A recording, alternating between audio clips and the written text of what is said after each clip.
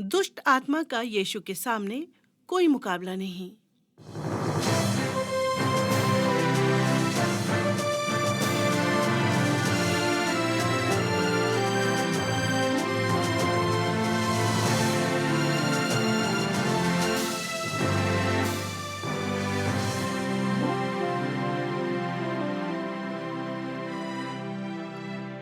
परमेश्वर का वचन कहता है, क्योंकि परमेश्वर ने जगत से ऐसा प्रेम रखा कि उसने अपना इकलौता पुत्र दे दिया, ताकि जो कोई उस पर विश्वास करे वो नष्ट ना हो, परंतु अनंत जीवन पाए।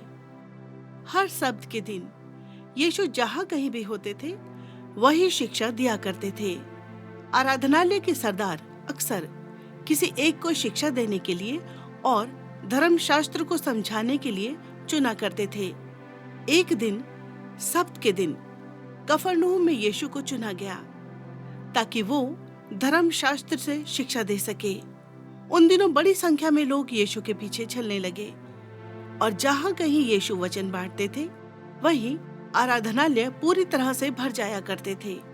उस दिन एक व्यक्ति जो दुष्ट आत्मा से ग्रस्त था आराधनालय में मौजूद था। वो व्यक्ति अक्सर जमीन पर तेजी से गिर जाया करता था और लोगों को घबरा देता था। जब यीशु शिक्षा दे रहे थे तो वो व्यक्ति बाधा उत्पन्न कर रहा था और शोर मचा रहा था। जो लोग आराधनालय में मौजूद थे वो इसके गवाह हैं कि किस प्रकार यीशु ने उस दुष्ट आत्मा ग्रस्त व्यक्ति को शांत किया।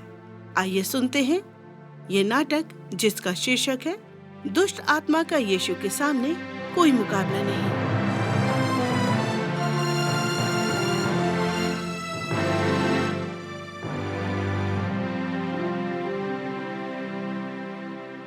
केनन, ये दिन बहुत तेजी से बीत रहे हैं। विश्वास नहीं होता कि आज का दिन सब्त का है। तुमने ठीक कहा रवि। मैं तो एक बार फिर से यीशु को सुनना चाहता हूँ। उसकी शिक्षाओं से सच में मैं प्रभावित हूँ।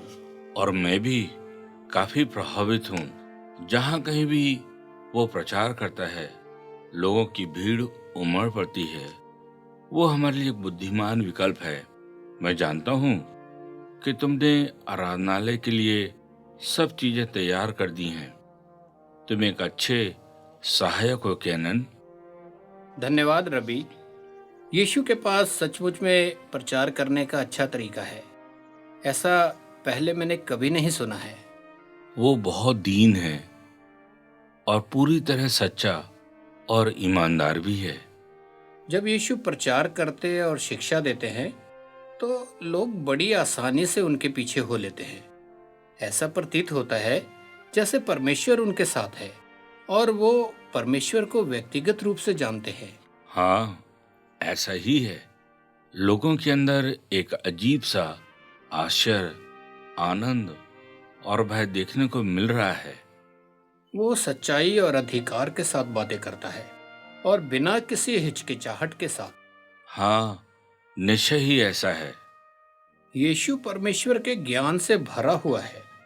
मैंने सुना है कि उसने इस बात की घोषणा की है कि वो परमेश्वर का पुत्र और प्रतिज्ञात मसीह है, जिसके विषय में भविष्यवक्ताओं ने बहुत पहले से ही लिख दिया था।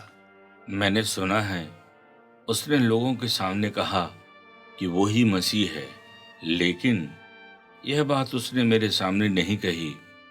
मुझे इस विषय में नहीं मालूम कि वो सच में है या नहीं। ओहो, मैं कैसे विश्वास करूं कि वो मसीह है, लेकिन मैं ये महसूस भी करता हूं कि वो है। ये बहुत ही लाजवाब है केनन। हम कोशिश करेंगे कि उसको जाने ना दें। वो अपने आप पर बिना किसी अहंकार और गर्व के नियंत्रण रखता है। मैं आसानी से विश्वास कर सकता हूं कि वो मसीह है। लेकिन मैं इस विषय में कुछ नहीं कह सकता। बहुत से लोग आए और इसी प्रकार कहा, लेकिन झूठे साबित हुए। इस कारण हमें थोड़ा सावधान होना पड़ेगा। जब तक हमें कोई ठोस सबूत ना मिल जाए तब तक हमें कोई निर्णय नहीं लेना चाहिए। आपने सही कहा रवि। समय एक दिन सत्य को अवश्य प्रकट कर देगा। मैंने भी सुना है कि उसने बहुत से आश्चर्य कर्म किए हैं और बहुत से लोगों को चंगा भी किया है, लेकिन मैंने उनमें से एक भी नहीं देखा। मैंने लोगों को बातें करते सुना कि उसने एक काना के एक विवाह के दौरान आश्चर्य कर्म किया था और एक सरदार के पुत्र को चंगा भी कर दिया था, जबकि यीशु ने उसके पुत्र को देखा भी नहीं था। उसने केवल अपने वचन मात्र से ही उसे चंगा कर दिया था। ये सब बातें मुझे सोचने पर मजबूर कर देती हैं कि वो मसीह ही है। मैंने तो किसी को इस प्रकार की बातें करते नहीं देखा और ना ही कोई आशय कर्म देखा। इस कारण मैं बहुत उलझन में हूँ। आपकी बुद्धिमत्तापूर्ण सलाह मुझे सच में चेतावनी दे रही है। यीशु के विषय में हम फिर से मूर्ख बन सकते हैं। मुझे लगता है कि अब मुझे तैयार हो जाना चाहिए। मैं प्रार्थना करता हूँ कि हम कल और भी बहुत बातें सीख सकें। मैं गलत निर्णय नहीं लेना चाहता जिसकी वजह से ये कह सकूं कि वो ही मसीह है। मैं आशा करता हूँ कि वो पागल व्यक्ति सेठ कल आराधनालय में ना आए, क्योंकि वही आराधना को बिगाड़ देता है। हाँ, उस पागल को आराधनालय से दूर रहने के लिए चेतावनी देनी पड़ेगी और मैं आशा करता हूँ कि वो हमारी बात को समझ जाए, वरना उसका अंजाम उसको भुगतना पड़ेगा। रबी, लोग उससे बहुत डरते हैं। हाँ, हम तैयार होंगे उसके लिए। मैं इस बात को बिल्कुल भी पसंद नहीं करूंगा कि वो आराधनालय में आए। उसका जोर जोर से चिल्लाना मुझे घबरा देता है। मैं फिर से कह रहा हूँ, हमें सावधान होना पड़ेगा। वो दुष्टता रूप धारण कर लेता है। ये बहुत ही शर्मनाक बात है कि उसके लिए कोई चंगाई नहीं है। इस बात के लिए मैं माफी चाहता हूँ, लेकिन हम इस बार आराधना खराब नहीं होने देंगे। उस व्यक्ति को संभालने में परमेश्वर हमारी सहायता करेंगे। आओ, घर को चलें और थोड़ा विश्राम कर लें। हाँ, सूरज भी ढलने पर है। सबत का दिन होने ही वाला है।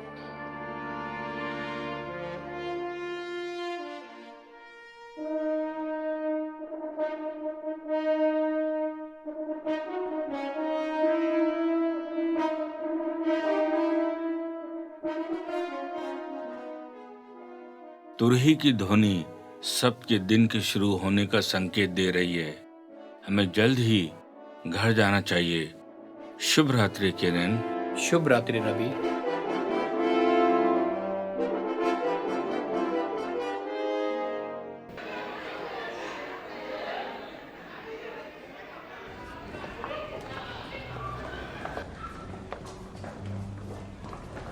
अरे, तुम यहाँ किरण? मैं तो इस बात से डर रहा था कि तुम सो रहे होगे और देर हो जाएगी तुम्हारे आने में और हम यीशु का प्रचार नहीं सुन पाएंगे। ऐसा नहीं हो सकता। मैं यहाँ बहुत पहले ही आ चुका था, ये देखने के लिए कि सारी चीजें अपनी जगह पर है या नहीं। बहुत अच्छे केनन, आओ अंदर चलें और अपनी जगह ग्रहण करें। यीशु यीशु यहाँ पहले से मौजूद है। वो भी यहाँ पहले से आए हुए हैं। ओहो, ये सेठ भी यहाँ आ पहुंचा है। प्रार्थना करते हैं कि वो आज शांत रहे। मैं आज के दिन को पूरी तरह अच्छा देखना चाहता हूँ। मैंने प्रार्थना कर ली है। आज आराधना में कोई परेशान नहीं करेगा। मैं महसूस कर रहा हूँ कि सब अच्छे से होगा। हमें केवल परमेश्वर पर भरोसा रखना चाहिए कि वो सब कुछ संभाले। गुरु, आज मैं आपका प्रचार सुनने की प्रतीक्षा कर रहा हूँ। धन्यवाद। ये बड़ी अच्छी बात है कि हम परमेश्वर की आराधना के लिए उसके भवन में उपस्थित हैं। मैं इस बात से बहुत ही उत्साहित हूँ कि लेमेक रबी ने मुझे आपसे बात करने को कहा। कार्यक्रम यीशु की कहानी सुनने के लिए आपका धन्यवाद। यहूदी आराधनालय में 2 अधिकारी जोश से भरे हैं क्योंकि यीशु उनकी आराधनालय में सब्त के दिन शिक्षा देने वाले हैं।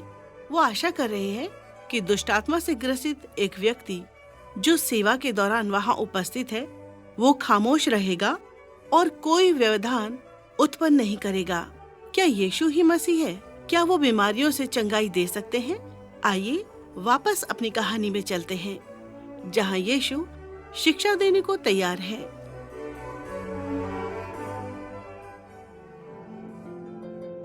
कृपया आप सब लोग खड़े हो जाएं, क्योंकि हम आज अपनी आराधना के लिए भजन संहिता की किताब में से गीत गाएंगे।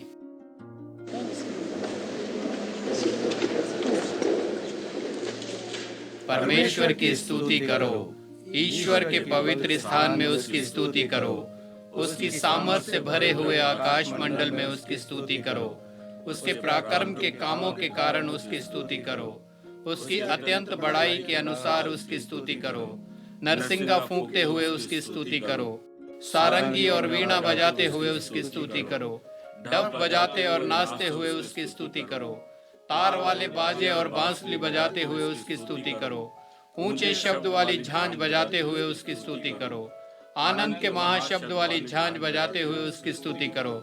जितने प्राणी हैं सब के सब याह की स्तुति करें, याह की स्तुति करो। कृपया आप सब लोग बैठ जाइए। हे इज़राइल सुन, यहोवा हमारा परमेश्वर है, यहोवा एक ही है। तू अपने परमेश्वर यहोवा से अपने सारे मन और सारे जीव और सारी शक्ति के साथ प्रेम रखना। हे जाति जाति के सब लोगों, यहोवा की स्तुति करो। हे राज राज के सब लोगों, उसकी प्रशंसा करो, क्योंकि उसकी करुणा हमारे ऊपर प्रबल हुई है और यहोवा की सच्चाई सदा की है। प्रभु की स्तुति करो। आमीन। कृपया मेरे साथ प्रार्थना करें। मैंने तेरे वचन को अपने हृदय में रख छोड़ा है कि तेरे विरुद्ध पाप न करूं। मैं तेरी चितौनियों के मार्ग से मानो सब प्रकार के धन से हर्षित हुआ हूँ। मैं तेरे उपदेशों पर ध्यान करूंगा और तेरे मार्ग की दृष्टि रखूंगा। मैं तेरी विधियों को सुख पाऊंगा और तेरे वचन को ना भूलूंगा। कृपया आप सब लोग अपने स्थानों पर खड़े हो जाएं। हम अपने विश्वास का अंगीकार करेंगे।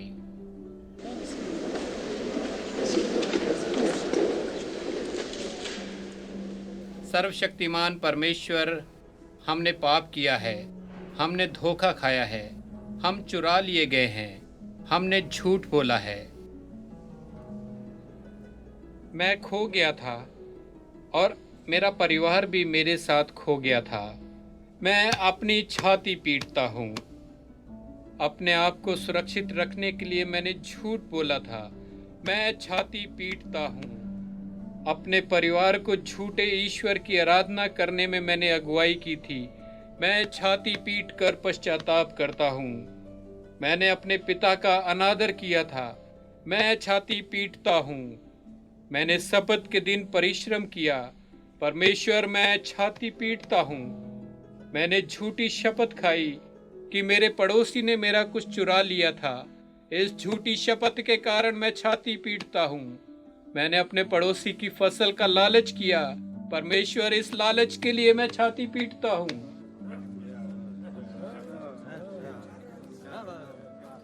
मैं विनती करता हूँ कि आप मुझे क्षमा करें। परमेश्वर, यह केवल आपके मूल्य पर निर्भर है। जाति जाति में आपका नाम व्यर्थ ना लिया जाएगा। हमें अपने पापों के लिए दुख है। अब एक बार फिर से आज के भजन को गाने के लिए हम सब सम्मिलित हों। यहोवा के लिए एक नया गीत गाओ। हे सारी पृथ्वी के लोगों, यहोवा के लिए गाओ, यहोवा के लिए गाओ। उसके नाम को धन्य कहो। प्रतिदिन उसके किए हुए उद्धार का शुभ समाचार सुनाते रहो। अन्य जातियों में उसकी महिमा करो और देश देश के लोगों में उसके आश्चर्य कर्मों का वर्णन करो, क्योंकि यहोवा महान और अति स्तुति के योग्य है। वह सब देवताओं से अधिक भय के योग्य है, क्योंकि देश देश के सब देवता तो मूर्तें ही हैं, परंतु यहोवा ही ने स्वर्ग को बनाया है। आमीन। कृपया बैठ जाएं। आज एक बार फिर यीशु हमारे बीच उपस्थित हैं। हमारे लिए परमेश्वर का संदेश देंगे। हम बड़ी आशा करते हैं कि परमेश्वर हमसे क्या कहना चाहता है। एक बार फिर परमेश्वर के भवन में उसकी आराधना करने के लिए यहाँ आना कितना अच्छा है। धन्यवाद रवि लेमिक, आमंत्रित करने के लिए बहुत बहुत धन्यवाद। परमेश्वर एक विशेष प्रेम से आपसे प्रेम रखता है। आप परमेश्वर के प्रेम से दूर नहीं रह सकते, किंतु आपके पाप ने आपको परमेश्वर से दूर कर दिया है।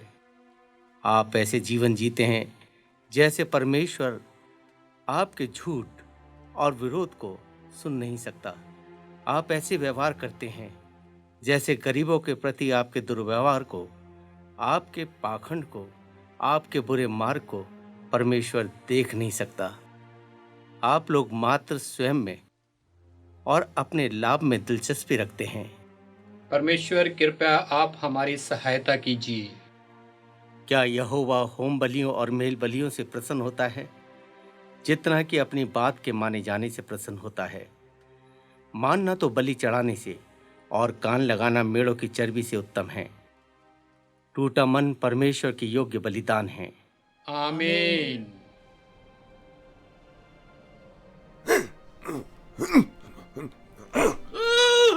यीशु, हे यीशु, तू नासरत का यीशु है। तू पवित्र है। तू हमसे क्या चाहता है? क्या तू हमें नाश करने जा रहा है? यीशु, हे यीशु।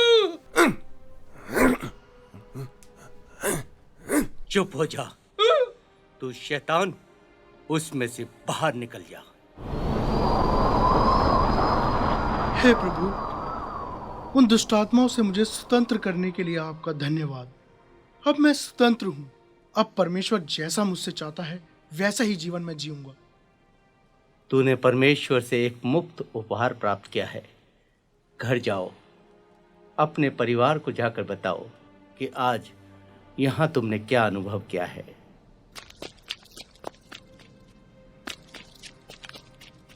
अभी जो मैंने देखा वह क्या है? मैंने देखा कुछ घटित हुआ है, उसमें कोई धोखा नहीं था। निश्चय यह परमेश्वर की ओर से हुआ है। निश्चय यीशु वही है जो वह अपने बारे में कहता है। दुष्ट आत्माओं को भी यीशु अधिकार के साथ आज्ञा देता है और वो उसकी मानती भी है। क्या यही आश्चर्यकरम है? हाँ केनिन, हे परमेश्वर, मैंने एक सच्चा आश्चर्य कर्म अपनी आंखों से देखा है।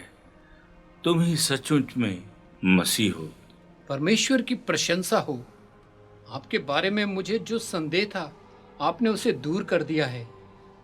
मैं जानता हूं कि आप लंबे समय से जो प्रतिज्ञा की गई थी, आप वही मसीह हैं। मैं आपका धन्यवाद देता हूं। केनन, अब तुम परमेश्वर के राज का भाग हो। तुम्हारा स्वागत है। मैं भी आप पर विश्वास करता हूँ। मैं आपकी शिक्षाओं के बारे में और भी जानने का इच्छुक हूँ। परमेश्वर के राज्य में तुम्हारा भी स्वागत है लेमिक। सचमुच आज यहाँ परमेश्वर के नाम की महिमा हुई है। धन्यवाद यीशु, आपने मुझे आनंदित होने का एक कारण दिया है। आमीन। आइए अब हम आशीर्वाद लेने के लिए खड़े हों। यहोवा तुझे आशीष दे और तेरी रक्षा करे। यहोवा तुझ पर अपने मुख का प्रकाश चमकाए और तुझ पर अनुग्रह करे। यहोवा अपना मुख तेरी ओर करे और तुझे शांति दे। आमीन।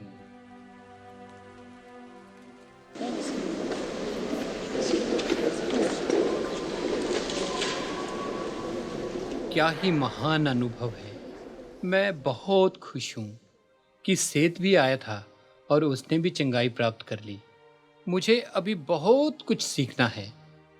हम सभी को बहुत कुछ सीखना है। धन्यवाद यीशु।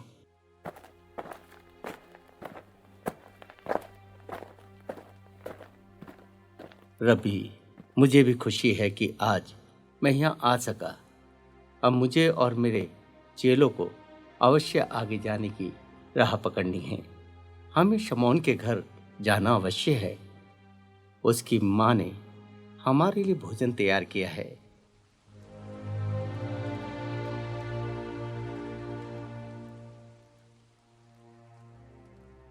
श्रोताओ, सब्त के दिन यीशु ने कफरनहूम के आराधनालय में प्रचार किया था। उस सेवकाई के दौरान दुष्ट आत्मा से ग्रसित एक व्यक्ति ने चंगाई पाई।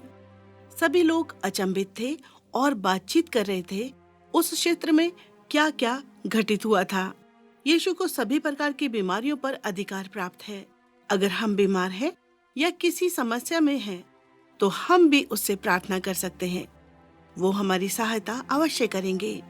अब समय है कि हम परमेश्वर को अपना प्रत्युत्तर दे सकते हैं। परमेश्वर ने एक मार्ग बनाया है ताकि हमारे पाप क्षमा हो सके। वो मार्ग है परमेश्वर का जीवित वचन यीशु। परमेश्वर ने यीशु को स्वर्ग से पृथ्वी पर उद्धारकर्ता बनाकर भेजा था। प्रेरित पौलुस ने घोषित किया था कि मसीह यीशु पापियों को बचाने इस जगत में आया। यीशु का जन्म कुंवारी मरियम से हुआ था। यीशु आयु में बढ़ते गए और उन्होंने एक निष्कलंक और पाप रहित जीवन व्यतीत किया। परमेश्वर का वचन कहता है, क्योंकि परमेश्वर एक ही है और परमेश्वर और मनुष्यों के बीच में भी एक ही बिचवई है, अर्थात मसीह यीशु जो मनुष्य है, जिसने अपने आप को सबके छुटकारे के दाम में दिया। ये यीशु के द्वारा ही है कि हमारे पाप क्षमा किए जा सकते हैं। अब हम अपने दिल की गहराइयों से प्रार्थना करने जा रहे हैं, और जब मैं प्रार्थना करूं तो आप इस प्रार्थना को ध्यानपूर्वक सुनिए और अपनी व्यक्तिगत प्रार्थना बनाइए। प्रिय परमेश्वर, मैं आपका धन्यवाद करती हूँ कि आपने एक मार्ग बनाया है कि मेरे पाप क्षमा हो सके। आपने जीवित वचन यीशु को मेरा उद्धारकर्ता होने हेतु भेजने के लिए आपका धन्यवाद। हमारे पाप कैसे क्षमा हो सकते हैं, मैं उसके बारे में जानना चाहती हूँ। आमीन। हमारे साथ इस प्रार्थना को अपनी व्यक्तिगत प्रार्थना के लिए धन्यवाद। अगले कार्यक्रम में आप सुनेंगे कि हमारे पाप कैसे क्षमा हो सकते हैं।